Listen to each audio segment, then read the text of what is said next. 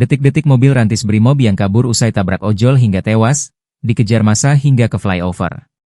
Seusai melindas pengemudi ojek online, ojol, di kawasan Pejompongan, Jakarta Pusat, kendaraan taktis, Rantis, Brimob kabur pada Kamis, 28 Agustus 2025, malam. Tak tinggal diam, puluhan massa, termasuk rekan-rekan sesama pengemudi ojol, dengan nekat mengejar kendaraan taktis tersebut menggunakan sepeda motor.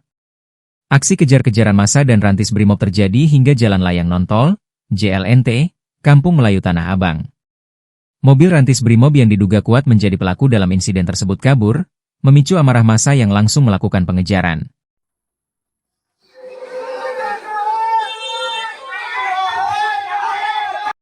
Dalam video yang beredar di media sosial, tampak Rantis melaju kencang di tengah flyover Tanah Abang yang sepi kendaraan.